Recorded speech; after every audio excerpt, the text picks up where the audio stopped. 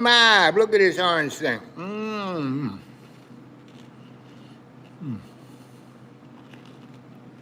Mm-mm-mm. These are more addictive than crack cocaine.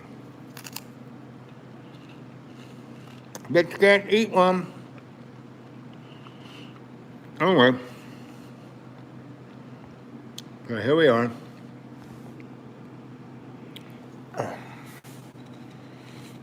30 seconds into the show. What do you know? What's over there?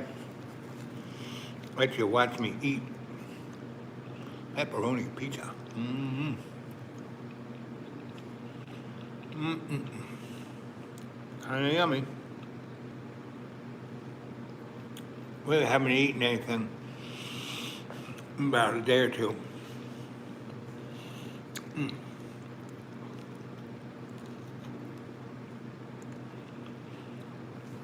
That's kind of problem. I don't have a car. My car died. Way out in the woods. People don't want to. Plus, all the roads were destroyed. Well, yeah, it's kind of hard.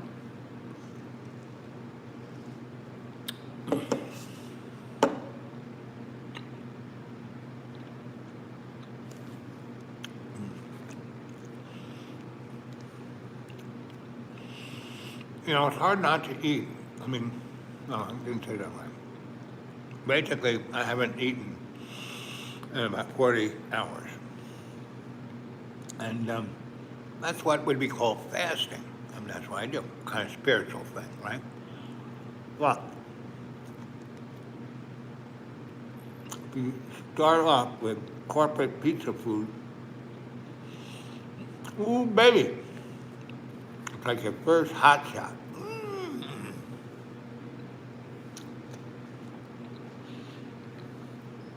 That's why I only took 2 slices from 1, 2, 3, 4, 5, 6, 7, 10 of these. I'm going to slow down. Right? Because if I stuck my face, I would hobble down and get some more, but I'm not. But other people are going to bring me something a little more, something.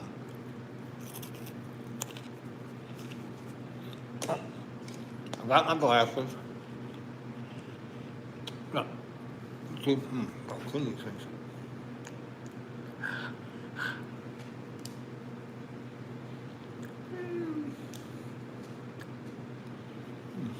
Okay. Bigfoot, howdy. Where are you eating? In an undisclosed location, thousands of miles underground. I'm living in a reptilian cocktail house. And the thing to do when you're in a reptilian cocktail house is not to be the cocktail. Boop, boop, boop, boop. Where are you, Bigfoot? You know, Bigfoot, do you come around to Deep Green? I mean, some one of your relatives does.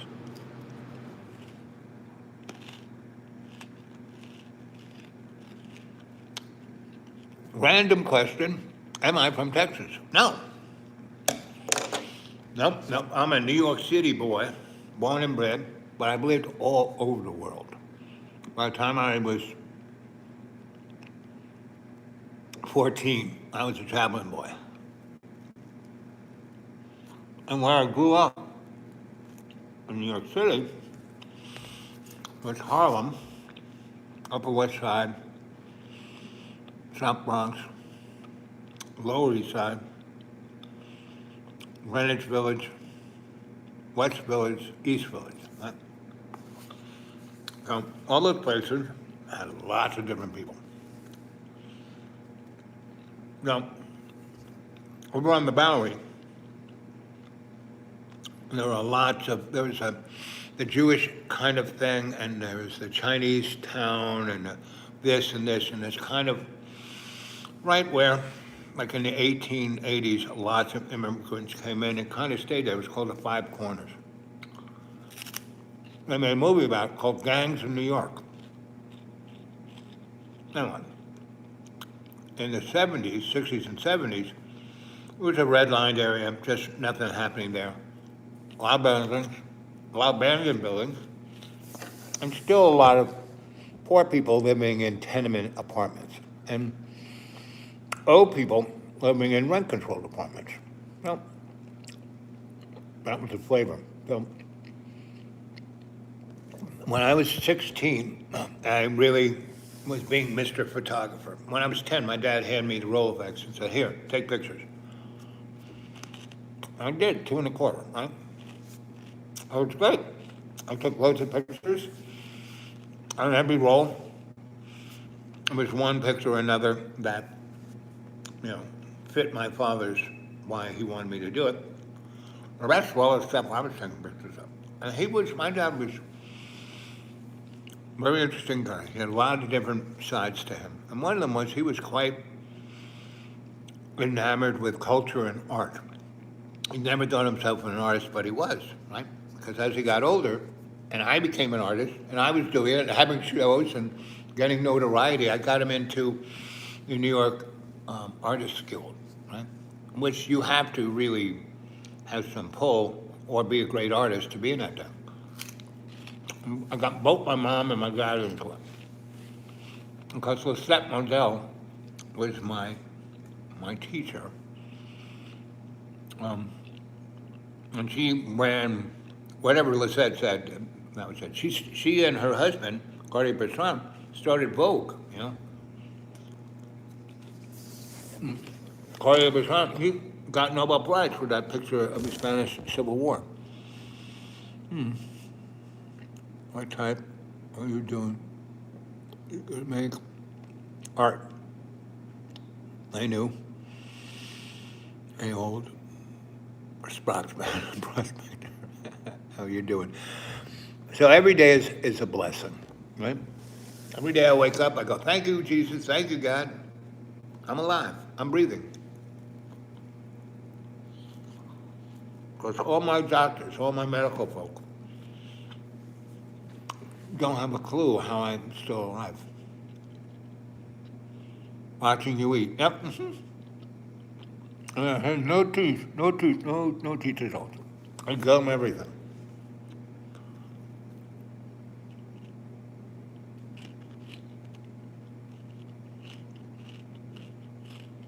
And part of it is that when I was in first grade, a nun strangled me and then pummeled my head with her fist, broke my jaw, broke the little stirrup in this ear, broke the orbit in this eye. So this eye sees whole other frequencies that most people can't see. Sure, ask me a question. It's okay if you don't want to answer, okay. Go on, ask me a question. Who's asking the question? No name. Oh, no name. Yes, I love no name. Right? Who is this girl? Girl has no name.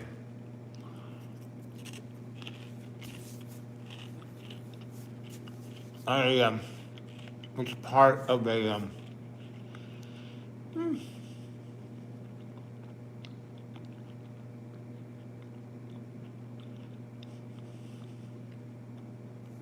Japanese Shinto temple. And that was one of the things we did. We had no name, right? We tried to lose our ego, right? Our persona. But that's hard to do when you live in a mud puppet. The only way you can is surrender everything to love's co-creation and Jesus' unconditional forgiveness. Well, that's hard, because there's so many morons around that can piss you off, break your ease, diss your ease, to the point you get diseased, right?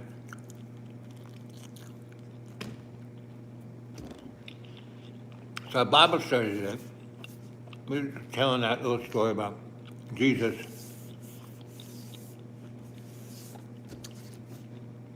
healing all these sick people in one place. And the Pharisees and the scumbaggies and all the other easy, you know, Hebrew law folk, I mean, Pharisee, right? Liturgy, right? Lawyers of the word. And Jesus said, boy, those words, they're not God's. Oh, everything in this book is God's word. No, it isn't. You wrote it. To make money. That's why he threw the money changers out of the temple.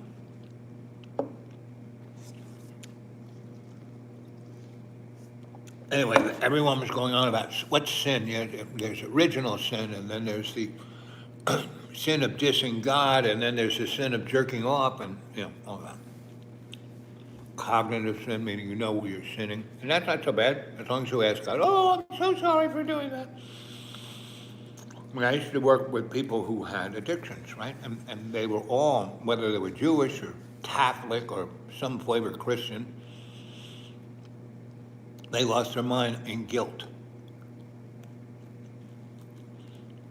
And that's how religions get over. Yeah?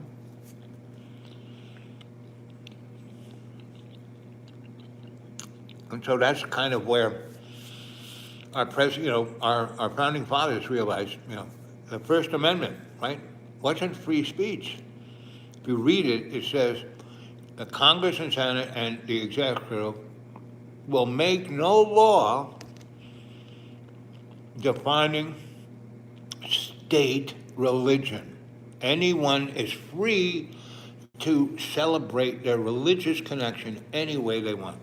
Everyone is able to congregate on any religious affiliation they want. So, the Pharisees were there, and Jesus was healing all these people. People who were blind and deaf and couldn't walk and who were possessed by demons. He didn't do any magic tricks. He just walked in, looked at someone, put his hand on them, went to the next, and next, and next. Well, the Pharisees are totally freaked out by this. Because he is disrupting their authority. Because these guys can't do anything except, we're going to mail the postcard to God, right? But bring us a bunch of lambs, the best ones, and bring us the the vegetables and some gold and and that is kind of what our culture today is, what our politics is today, right?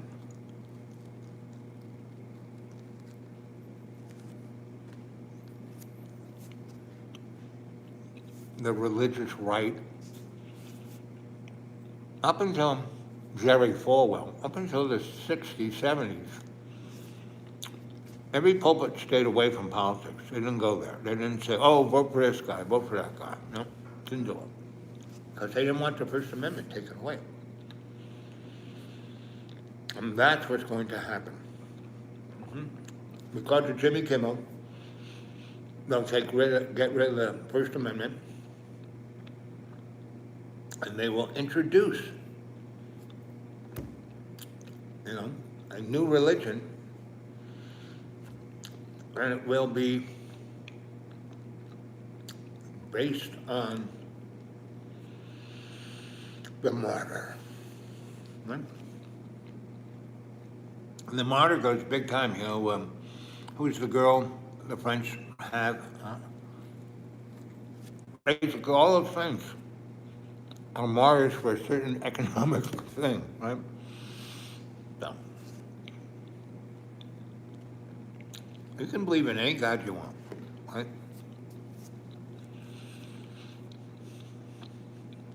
But as God told me, when I was working in the corporate world, hanging out with a corporate lobster, plural, I was building them, titty bars, executive, pleasure man, temples, And I said to God, so, is this a sin? He goes, oh no, not a sin. But those guys who you work for, they idolize this. This is their God. That's the sin, right? Number one of the Ten Commandments, no false gods. That's the false god. You're just, and you're not even sitting. So some girls fuck you up. And you go hoochie coochie coo. You're wired to do that. That's called reproduction, right? So I'm not pissed off. This is God speaking. I'm not pissed off. But, there's always a but. But, there's a price to pay. And he was right, 11 years of doing that, I went from 210 to 480 pounds. And then I died. And then, I had and that was the first time. That was the seventh time I died. I died many other times. And this one was a full Monty. I had the life, whoop-de-doo. And they had balloons and welcome home and patting me on the back. You did such a great job. But this one teacher I had came out of the mist, and I was so happy. I kind of got up and hugged him. And he said, "Little one, you're doing such a good job." I said, "What do you mean, doing? Aren't I dead?" He goes, "You're kind of dead, but you're not totally dead." And he says, I said, "So, what do you mean?" He means, "You need to go back. Now, this is only your seventh time. You got 2 more left. And yes, you've done everything we told you to do. You're doing a great job, but you still got more to do. But you're tired. You don't want to do it anymore. Oh, no problem. You can stay here." I took a look. It was the basement cafeteria, kind of like this place is, right? Well, this is a kind of part of the cafeteria, underground. They put lights behind those windows just so you don't go insane. So this was where I was being judged by myself. Was Hitler's Rifle Squad, Holy Redeemer School. And it was the cafeteria, in the basement. And someone's always throwing up or shitting their pants. Because they're scared of the nuns. And the big nun was, "Oh!" And most of the nuns in the thing were Nazis that were brought into America via the rat line of the Vatican /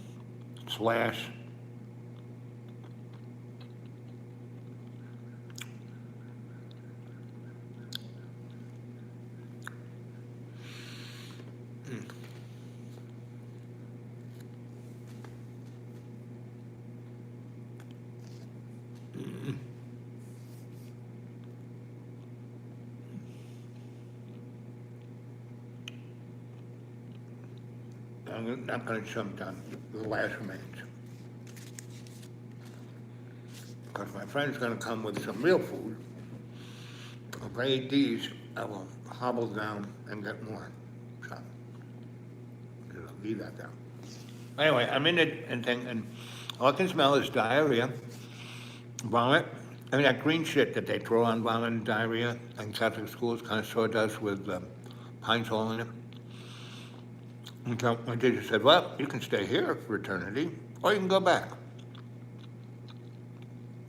I'm looking at, and the balloons have already kind of lost, they are kind of wilting and going towards the floor, and the big welcome home sign is like wilting, and I go, "Okay, I guess I'll go back."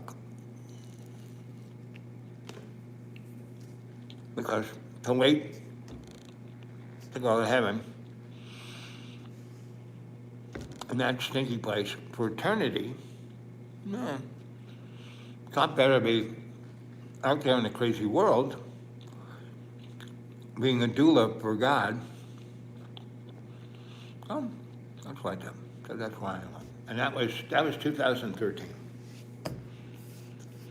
And here it is, 2025. So that's 12 years later, I'm still alive. And I haven't really died. I still got 2 more lives. And it all seems to work out. I mean, I've already burned up 2 cars that were given to me. Well, I got another one. Maybe a better car this time. So both were like, and the last one was $800. That was great. It was, a soccer mom van. With the sliding doors. I mean, I love that car, but the engine was already dead. I drove it for another 60,000 miles. Was going up that big hill from Lenore up to Blowing Rock. Huh. So, like I said, Monday I was whining to God. Well, no, this is, I'm eating flavored sawdust. And that's what, people are getting. People who are on the food stamp thing that they're getting rid of. The food we used to get fresh vegetables and frozen fish and, really healthy stuff. We don't eat pizza. We get food that says super processed food. Eat with something else. Like Hamburger Helper is a good example of that. But all I'm eating is the helper. I'm not eating a lot. Better to fast for God than eat that crap. And this stuff, which is much, much more better, but still not very good. Still going to kill you. Other people who are eating all this, they look like I did before I died in 2013 when I was 480 pounds. And they weigh that, but they didn't eat that nice, fancy Italian and the French and lobster, For that 11 years, I was, quote unquote, living like a king. I was living with these guys who had, who would make millions a year, but still living paycheck to paycheck. It's pretty amazing. Let's see what the guys have said. So my day's going great because I'm talking to you guys. Is there any twerking with this performance? Twerking? You want me to twerk? Not yet. After I get my head fixed, I'll twerk all you want. Tell us about the run. Oh, the nun. Oh, the Nazi. Yeah. Well, she was a guy. People going, it was transgender men's doing women's sports. Well, this was a guy being a nun, hiding out. Plus, this guy was a real Nazi. So, I pissed him off. I saw a above-ground nuclear test in the Nevada test range with my dad when I was 6. So a year and a half later, when I'm in first grade, I was the 50s and, second cover and all that kind of shit. And I get under the table and say your rosary. And I was just like sitting like, get on the table. Sister, hey, right out that window, there's the Empire State Building. That's ground zero. Russia has this big hydrogen bomb called the bomba. Biggest bomb ever made, bigger than anything we have. They only got a couple of them. They're definitely going to try and drop on them right on top of the Empire State Building and obliterate everything from ground zero, which would be, Empire State Building. That bomb would incinerate everything past D.C., almost going to the Mississippi, and it would obliterate everything all the way up to Canada and everything to Maine, just, wipe out, a third of America's population, super radiate some pretty good farmland and all the manufacturing, universities, and Wall Street. Okay, so before that flash goes off, we will be basically turned into particles, and then the flash, and then whatever little bacon is left will be sizzling. And then the shock wave will just obliterate us. And that'll all happen in the space of about 5 seconds. So I don't have to get under the table to say my rosary. I'm doing it right now. Talking to God. You're talking to God, blasphemy, he's talking to God, whack! And then I looked up at her and said, oh, that's nice. You're supposed to be Catholic. You're supposed to follow Jesus' teachings of compassion. And she picked me up by the neck. And I was a little guy, about 4 foot. Picked me up by the neck, put me up against a concrete wall like this, and went, boom! And that was it. I was gone. I woke up 2 weeks later. My whole body's like in a cast. My head's in a cast. I'm looking at little holes. I got straws up my nose. I hear these 2 nuns. They look like penguins. And I'm seeing them at the foot of my bed. And I see Death over there. Now, I've seen them a lot. So Death's over there. He's wearing a black suit like a mortuary guy. Right? His head's a pumpkin. And he has chiclets, these little white pieces of gum as teeth. He's looking at me. And they're going, hey, he survived so far. We are going to do experiments on him. But we have to wait till the swelling of his brain goes down. And then we're going to give him a frontal lobotomy, and then we're going to do experiments on him. And Dad came over to me and looked at me and said, listen, buddy, you want to go right now, right here, right this minute? I said, well, you're deaf. Why are you asking me? You know I'm supposed to go. He goes, I love this God. I said, but I'm not going till I'm supposed to go. And he goes, boy, you are one hard cookie. Meaning, you're going to have a long ride before death comes for you. Anyway, so he says, okay. And then all of a sudden, this thing goes through that I feel really great. But I'm in a body cast and I can only see through 2 little holes. I hear this crash and scream. I can't even move my eye. I can only move my eyes. And I see my Aunt Gracie go by and kick the ever-living snot out of this nun. I mean, just boom, boom. It gets on top of her. Boom, boom. And my mother comes, Gracie, all right, just relax. And then this other nun comes in, and basically, I then feel something at my side, and I can't look, and it's my Dr. Black, who's a midget, who saved my life at birth, right?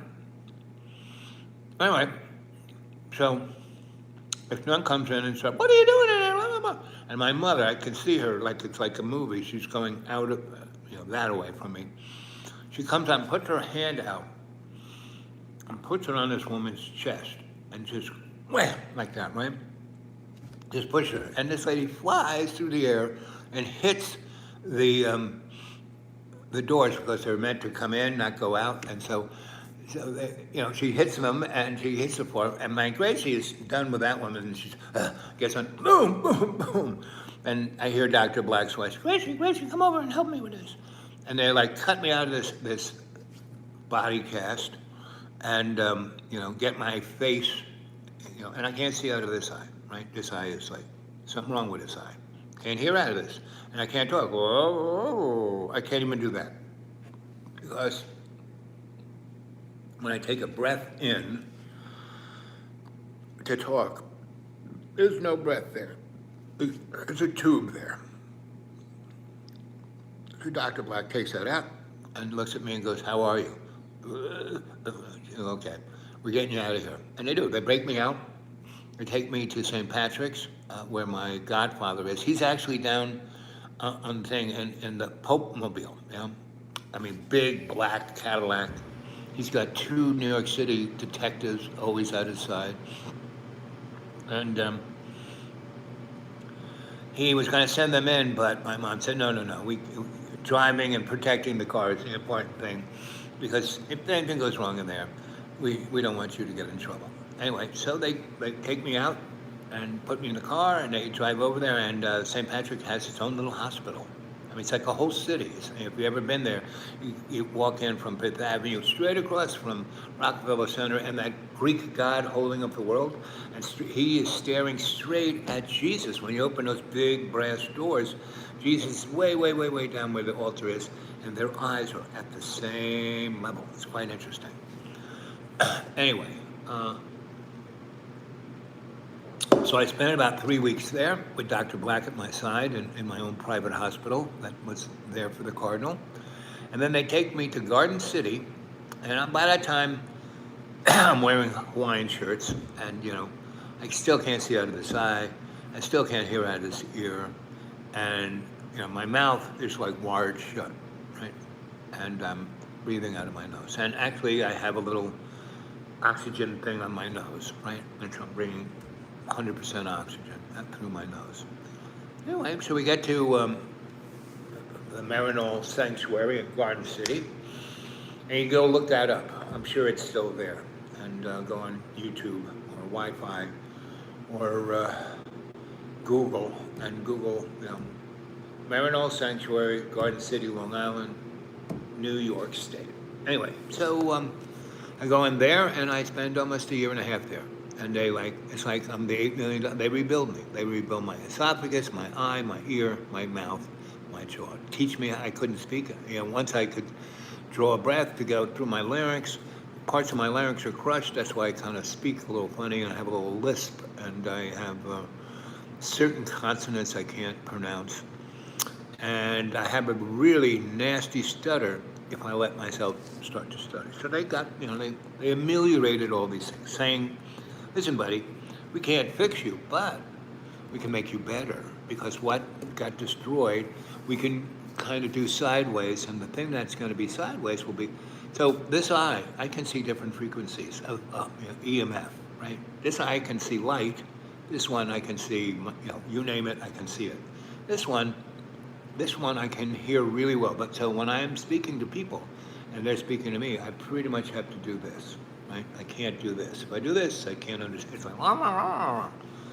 But this, if someone's a mile away talking in a whisper to someone else behind a wall, I can hear that. I can understand what that is.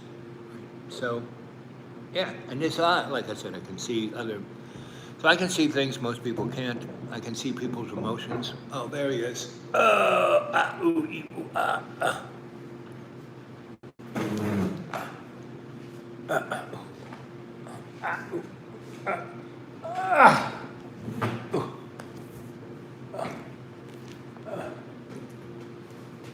Yes, I'm here. Hello.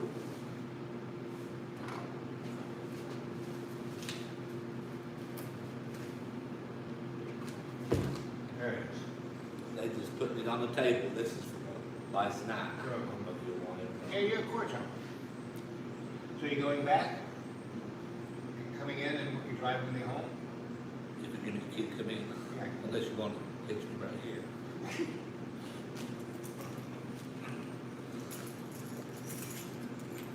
Here you go.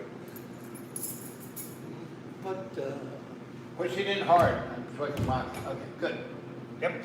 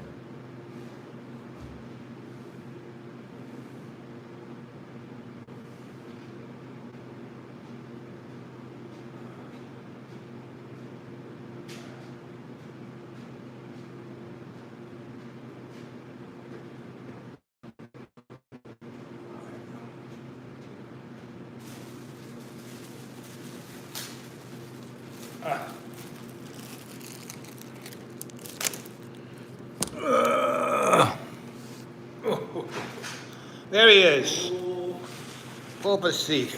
air conditioner's working. I don't need it. I'm much happier when it's warm. Much happier when it's warm. Happier when it's warm. Mm-hmm. Hmm.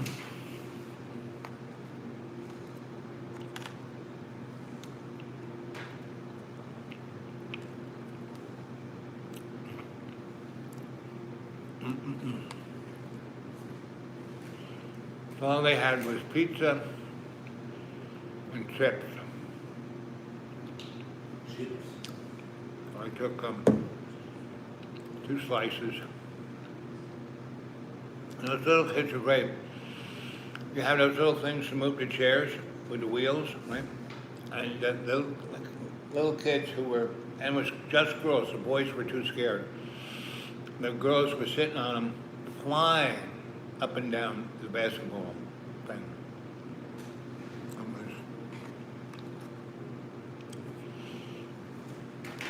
Yep. Girls are always way ahead of boys Yeah. in everything. They are now, women were pretty, there were more women engineers, more women doctors, more, right? Good old Donnie signed an executive order saying that that's woke. So they're stopping all teaching of women of any science whatsoever. Girls cannot, we're like the Taliban. I just love this. I love it, love it, love it. We normally get 1.3 million foreign kids to come into our engineering schools, and they invent great stuff, and we keep the patents, right? He's cut it down to 14,000, from 1.8 million to 14,000, and they have to pay $100,000. And to him, and kiss his ring. That means all that great innovative minds of these young foreigners, we won't be able to make any money whatsoever from.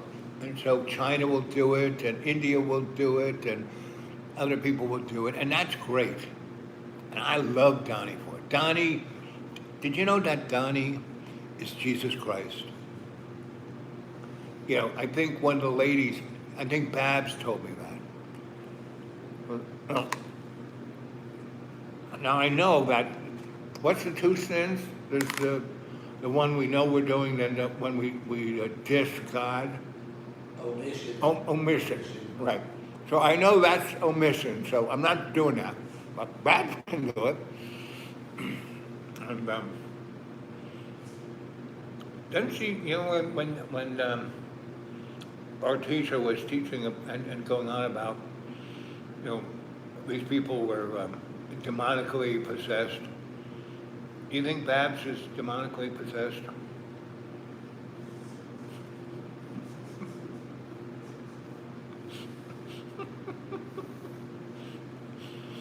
At least I made him laugh. No comment, that's right. No comment, no comment. People have no idea where we are because we are 1,000 miles under the earth in an undisclosed location. This is the break room for Satan. I mean, these windows back here, these aren't really windows. There's a fluorescent light back there. It's just an illusion that we're not 900 miles underground.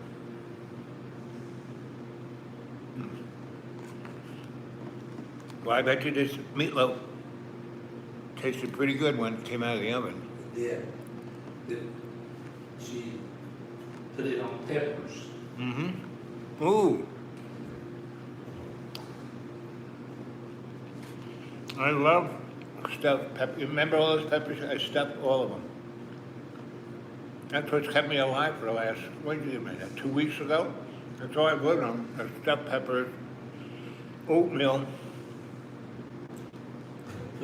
You put on the internet there that you need a car. It's running for you for a couple months till you get you back and forth. So anyone in America, Yep. I need a car. Yeah, just tell them. Find a good one. Better than the Jesus wagon. I praise Jesus. I mean, Don't say this. But if you got a car, then Drive it here. drive a couple months. Yep.